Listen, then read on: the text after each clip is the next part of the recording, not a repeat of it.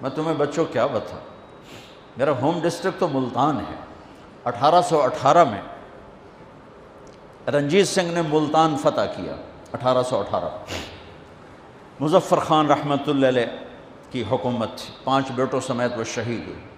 تو اس نے 3 بازار حسن بنائے اس وقت 1818، ایک ملتان میں، ایک کہروڑ پکا میں، اور ایک میرا جو ہوم ٹاؤن ہے تلمبا، جس سے 3 کلومیٹر کے فاصلے پر میرا گاؤں ہے، ایک تلمبا میں اس نے بازار حسن بنایا اور وہاں 1 مہینہ قیام کیا۔ تلمبا پرفضا جگہ تھی، راوی اس کو ہٹ کرتا ہوا جاتا تھا، تو اس نے پیچھے ایک بارادری بنوائی، وہاں 1 مہینہ قیام کیا۔ وہ علاقہ بارادری کے نام سے مشہور تو ہے، پر وہ بارادری مٹ چکی ہے۔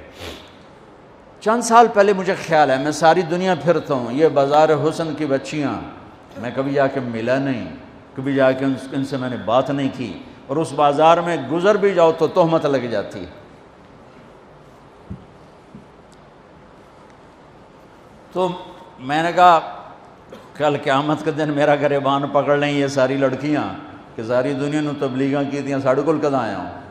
میں نے ان سب بچیوں کو جمع کیا، پھر ان میں بیان کیا، کوئی لمبے چوڑے فلسفے نہیں، صرف اتنا بتایا کہ اسلام میں عورت کا مقام کیا ہے۔ بس جب ماں ہو تو کیا ہوتا ہے، جب بیٹی ہو تو کیا ہے، بہن ہو تو کیا ہے، بیوی ہو تو کیا ہے، یہی بڑے رشتے ہیں۔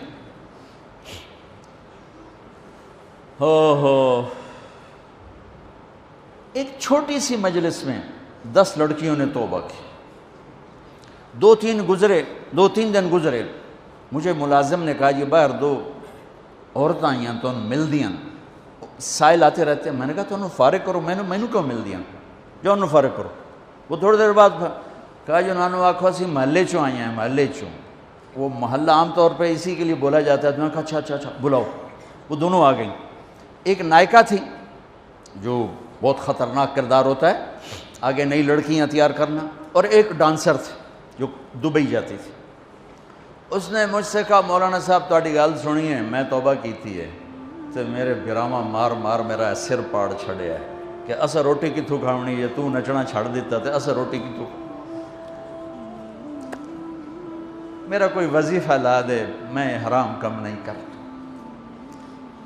پھر میں جا کر ان بچیوں سے فردن جب ملا تو مجھے پتہ چلا کہ یہ بڑا مظلوم طبقہ ہے۔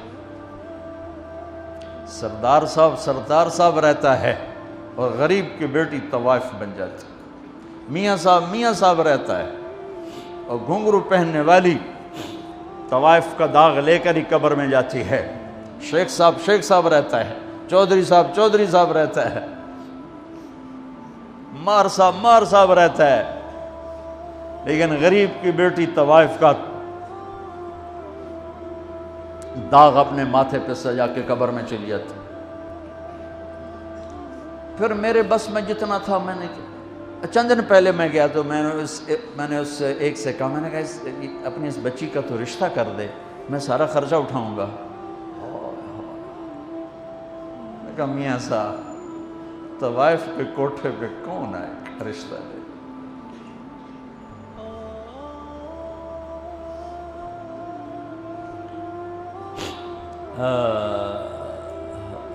دل کے پھپھولے جل اٹھے سینے کے داغ سے، اس گھر کو آگ لگ گئی گھر کے چراغ سے، تو ادھر ادھر کی نہ بات کر، یہ بتا کہ قافلہ کیوں لٹا، مجھے راہزنوں سے گلا نہیں، تیری راہبری کا سوال ہے۔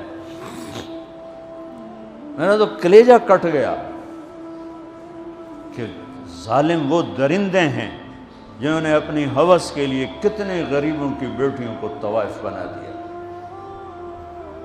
اور پھر شرافت کی زندگی مانگنے کے باوجود ان کے لیے ذلت و پستی کی سوا کچھ نہیں۔